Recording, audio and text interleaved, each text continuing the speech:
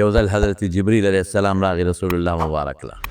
نو د حضرت جبریل علیه السلام په دې مخ کې لږ د خفګان اثراتو انساني شکل کې و. نو حضور پاک ته تپوس وکړو جبریل زه پریشان غوندې نه وی الله رسوله یم ولې وی نن ما ته خدای وی چې دوزخونه وګوره نو ما دوزخونه وکتل نو خفه شوم ډېر هرې ته هم د خدای بعضې بندګان دننه کېږي.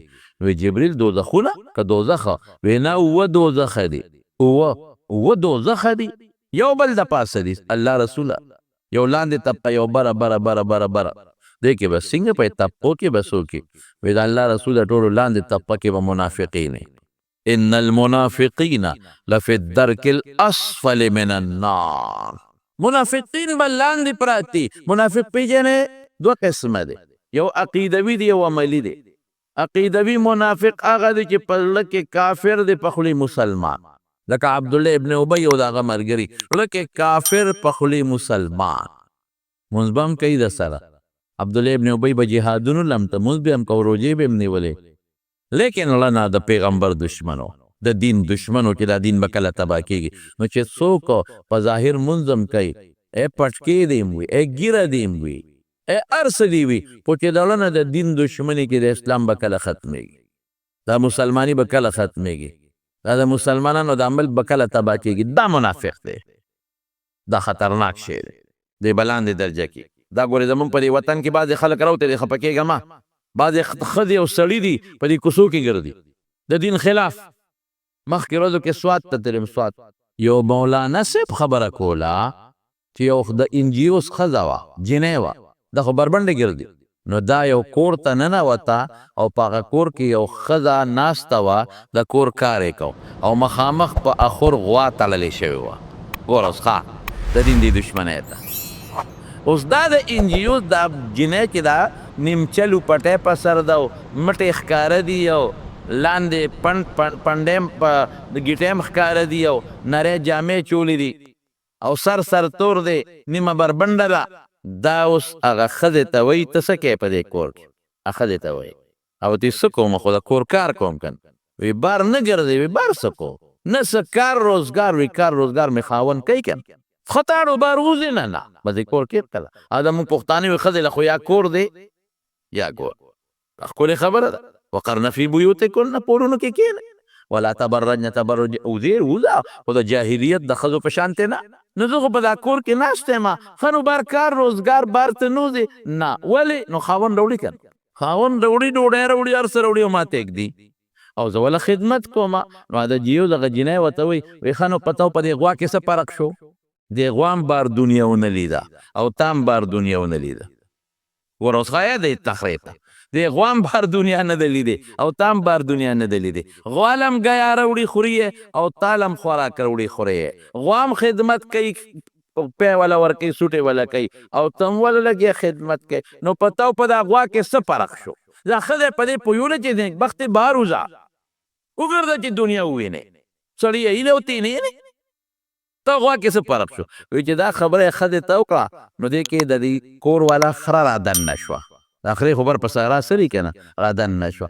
ښځه ورته وایي هغې جوز والا جنۍ ته او وایي دا خبره خو دې ټیک ده چې ما او دې غوا کې فرق نشته خو ستا او دې خره کې څه فرق ده دا خره هم بار ګرځي دنیا اینې او ته هم بار ګرځي دنیا اینې دې خره کې هم پړې نشته او تا کې هم نشته چې په کومه لاړې دا خره هم په ډېرانونو ګرځي او ته هم په ګندونو پسې بار ګرځي څلو سره هلکانو سره پوټلو کې شپې ډېرانونه لري هم آزاده او تم آزاده هم لږ ساعت له کور ته راشي تم لږ ساعت ته کور ته راشي هغه هم لګیا ده پیدا تې اخلي او بار چکرې تم نو تا او دې خره کې څه فرق دی وی د انجیو جنۍ دوپټه په سر کړو غرې وایي دا به خبرې به راته په ذهن کې کوي کله به راته وایي مړی په دا بچي علم څه لکې دا زړې خبرې دي خلک سپومې ته وختلو خلک کم خوا لاړلو ته کم خوا روانې خلق د سپومې ته نن ورته دی وخیږي زه به د رسول الله مبارک طریقو پسې ځم دین او ایمان به مې دی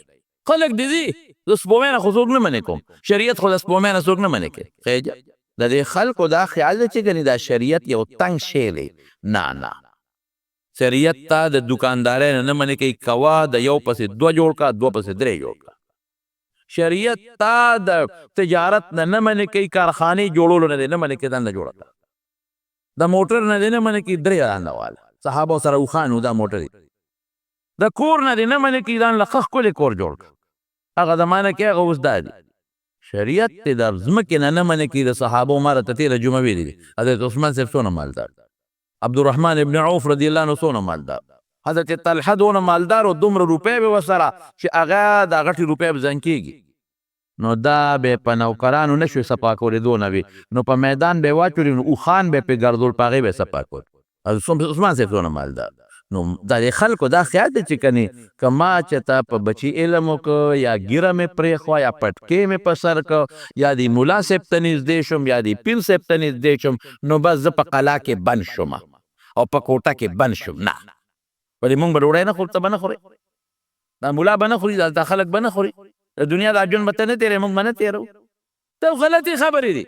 حضرت امام ابو حنیفه رحمت الله علیه دونه مالدارو چې کله وفات شو په خزانه کې 450 کروڑه درهم پراتو. درهم پاکستانی روپۍ نه 54 کروڑ 56 کروڑ 55. تا غټ خان سره دونه پیسې نشته. دا خو څه خبره نه ده چې سړی عبدالقادر جیلاني رحمت الله علیه دونه مالدارو، څومره لوی پیر دی چې جزونه به په بحري تلل او سوداګري به کوي. مال ګټل منع نه دي، تجارت کول منع نه دي، خو خدای باندې یری.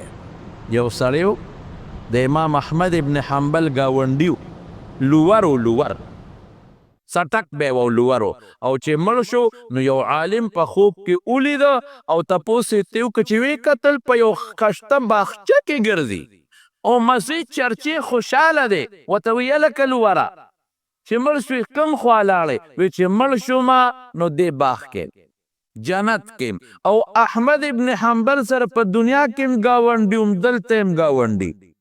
اوس څه کې هغه سره دنیا کې هم ګاونډي هم دلته هم ګاونډي. دا ملا صاحب راویښ شو، چې راویښ شو د لور کور ته لاړ، ښځې ته یې وله ور وډباو.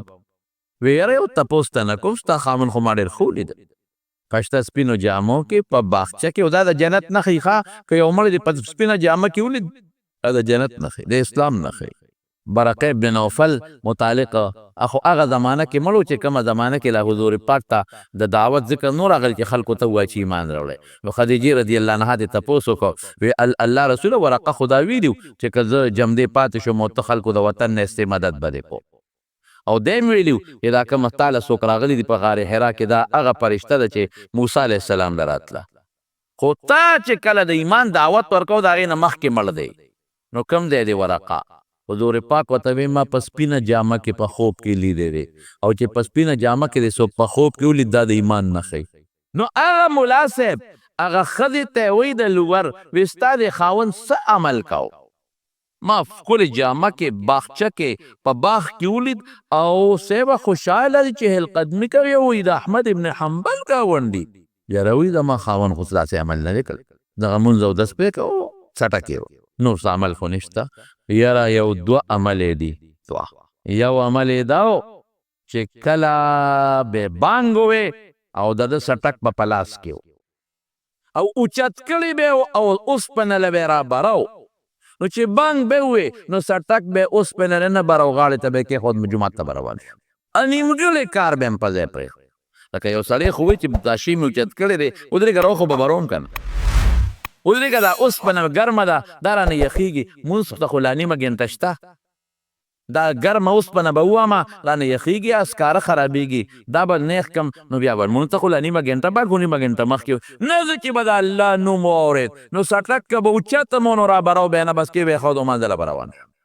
د الله نوم دې ته وایي.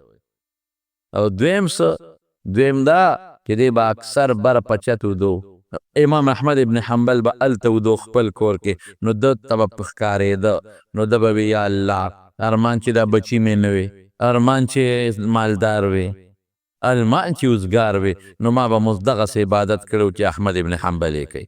خو څوک هم ټوله ورځ بچو له سټک وه، نو د شپې بیا چې مونځ وکړم ماسخوتن نو خوب راشي، لاسونه مې خوږېږي، نو بس وده شمه نو راپاسم سر مانځله ځمه. الله به چیرې ښه ده که دا نه وي نو ما به هم دغسې چل کوو. الله که دا کار مې نه کولی، دا سټک مې نه وه، او لږ مالدار وي نو ما به هم د شپې عبادت کو. نو د شپې یو شپې تهجد نه دي کړی، خو چې په ډډه به واوړېد او احمد ابن حنبل به یې ولید چې هغه لمونځ کوي، نو دا ارمان به یې وکړه. دا ارمان ګوره الله څومره غیرتي ذات دی. د خدای نه غیرتي ذات بل شته؟ ووایه شته؟ نشته. دومره الله غیرتي دی، دومره غیرتي چې هغه د الله د نوم احترام او مانځله فورا منډه وه. او د امام احمد د عبادت متعلق سوچ کول او تمنا او فکر من کېدل، رب ذوالجلال جنت هم ورکو د احمد ابن حنبل ګاونډی په هر کیف.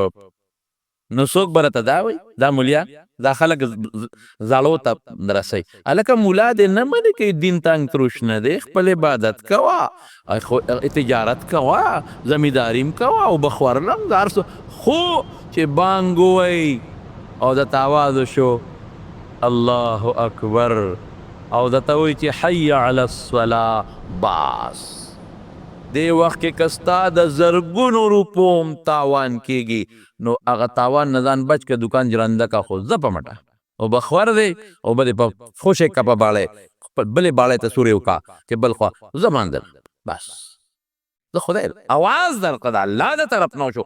ژبه د مؤذن ده، ژبه د بنده ده، ژبه د نیاز علي ده، ژبه د زید عمر بکر ده، خو اواز د چا د طرف نه دی؟ الله نه، دا نماینده د خدای. ورې پټې خبرې ته سوچ کوم دی کې ډېر لوی کمالات دي. دا نماینده د خدای. حی علی الصلاة منزل راځه شبه، او حی علی الفلاح قد افلح من تزکا، چې تا کومه کامیابي غواړې هغې له راځه منډه وه منزل د خدای د نوم احترام وکړه، د خدای د نوم احترام وکړه او منځ ته ودرېږه. نو موږ څوک نه منې کوو، افسر هم شه، ډایرکټر هم جوړ شه، ډاکټر دې هم زوی جوړ کا، انجینیر دې هم زوی جوړ کا، کارخانه هم جوړه کا، لس موټرې والا لس بنګلې جوړې که، نه منې کوو، شریعت نه منې کوي، خو الله مه هېروه، مونځ مه هېروه، خدای مه هېروه. نو جبریل علیه السلام نبی علیہ السلام ته وایي چې لاندې کومه درجه ده او طبقه ده، نو منافقین دي پکې، د هغې د پاسه طبقه کې هغه خلک دي چې خدای نه مني، د هغې د پاسه چې کومه طبقه ده شپږمه طبقه، نو هغه طبقه کې مشرکان دي، د هغې د پاسه طبقه کې مجوسیان دي، د هغې د پاسه طبقه کې یهودیان دي، د هغې د پاسه طبقه کې عیسایان دي، او اخلومبی طبقه کې بستا د امت فاسقان فاجره. او چې جبریل علیه السلام دا خبره وکړه د رسول الله مبارک رنګ بدل شو. جبریل علیه السلام لال او حضور پاک کوټې ته ننوت، فرض منزله به راوته مونځ به یې کوو، بیا به په تیزۍ ته کوټې ته فرض مونځ به یې کوو، راوته به په تیزۍ به ته او رنګ یې بدل و. صحابه حیران دي چې خدای دا په نبي علیه السلام څه چلو شو. نن خو درېیمه ورځ ده، نه چا سره خبرې نه اترې، نه بیبیانو سره خبرې نه اترې، بس فرض لمونځ کوي کوټې ته منډه وایي، دا څه چلو شو. حضرت ابوبکر صدیق رضی الله عنه راغې دروازې وډبوله، السلام علیک یا رسول الله، د الله رسوله په تا دې سلامي، جواب یې ورنه کړ. دننه به یې وعلیکم السلام ویلي خو ویې نه رولول. ابوبکر صدیق درې اوازه وکړه، شریعت کې هم دا دي چې درې اوازه دې چاته وکړه جواب یې درنه کړ، بیا ځه واپس راغله. حضرت عمر صاحب ته ویم عمره حضور پاک دا څه چل شوی، چا خفه کړی دی، چا ستغه ویلې ده، څه مسله څه ده؟ فرض مونځ له روځي او مونځ وکړي او نیک په منډه جومات ته کوټې ته ځي او ورځان پسې بند کړي. حضرت عمر فاروق رضی الله عنه ورغی، خو جذباتي و، هغه هم درې ځله سلام واچو، جواب میلو نه شو. سلمان فارسي ته یې وایي چې سلمان فارسي رسول الله مبارک ستا متعلق وکړي دا زموږ د اهل بیتو نه، ته ورشه. هغه ورغې درې اوازونه یې وکړل، هغه ته هم جواب میلو. علي صاحب ته ویرتې زومه مې او تر زوی مې ماشومې دې ته ورشه، هغه درې ځله سلام واچو، ته هم جواب میلو نه. هغه وی چې ورېږه فاطمې رضی الله تعالی عنها ته ویل، فاطمه رضی الله تعالی عنها له دروازې ووهله، جواب ونه شو. خو په درېیم ځل ورته وی بابا الله رسوله فاطمه ما ته ورکړله وکړه، دروازه یې ورته کولو دورې چې ورننه ورته درېیمه ورځ ده، درېیمه ورځ چا سره خبرې نه کوې، بیبیانو سره نه میلاویږي، او چې مونځ وکړي فوراً کوټې ته راځي. څه جل شوی، چا تکلیف کنځل څه شوي دي؟ حضور پاک ورته قصه وکړه، وی زما امت کې کم فاسقان فاجران دي به په لومبۍ درجه کې پرېږدي. نو فکر من یم د امت دپاره، فکر چا دپاره شو؟ امت دپاره. دلته ناست یم ورته منځونه ورته په دا خلوت خانه کې کومه او دا چې موږ ورته دغه وایو څه ورته وایي خلوت خانه ورته وایو ځان له ځای ورته وایو دې کې ناست یم ورته الله آیت نازل که لسوف فلسوف یعطیک ربک فترضا در به کم کې ته څه غواړې ښه خوشحاله به دې کوم خیر دی د هغې نه پس نبي علیه السلام راووت چې فکرمند به شو مونځ ته به ودرېد الله ته متوجه شو در به کم نو بیا به رسول الله مبارک فرمایي سفارش به کومه څه ناڅه به الله سزا م ورکوي چې دا د ګناه ګند ترې لرې شي خو چې څومره سزا ده نو هغې کې به ډېر زیات د رسول الله مبارک په سفارش معافي م کوي خو د هغې نه مخکې هم ډېر غمونه شته ځنکدن مخکې دی ښه او د قبر عذابونه مخکې را روان دي زما رونو رب العالمین قرآن شریف کې فرمایي قد افلح من تزکا تو کامیابی غواړې او حقیقت کې کامیاب هغه سړی شو چې هغه ځان پاک که عقیده خرابه لرې کړه پاک یې وساتله او عمل یې پاک او اخلاق یې ښکلې کړل وذکر اسم ربه خدای یاد که مونځ یې وکړه دا پاک سړی لیکن الله بیا رسو سوی بل تؤثرون الحیات الدنیا دا نه وایي چې دنیا کسب کې نه نه د دنیا کسب خو جای دی تؤثرون الحیات الدنیا دنیا په آخرت غوره کې دا نه وایي چې دنیا ګټې آخرت پرېږدې نه نه نه نه دنیا په چا غوره کې په آخرت د آخرت د ګټې وخت کې هم دکان نه بند دی د منځه وخت کې هم اوبخور نه بند دی د منځه وخت کې موټر نو درې په لاره نیغ تېرېږي هلته جمع ولاړه ده والآخرت خیر و ابقا الله وی آخرت ګوره ډېر بهتر دی له دنیا نه دا خو لږې ورځې د تېرې به شي د آخرت ژوند خو نه خلاصېږي ان هذا لفي الصحف الاولى صحف ابراهیم او موسی دا نصیحت ما یوازې تاسو ته نه دی دا مخکې قومونو امتونو ته هم دا قسمه نصیحتونه ما کړی زما وروڼو موږ به دنیا هم کوو د دنیا تجارت به هم کوو خو دنیا به په آخرت نه غوره کوو آخرت به اول نمبري دنیا به دویم نمبري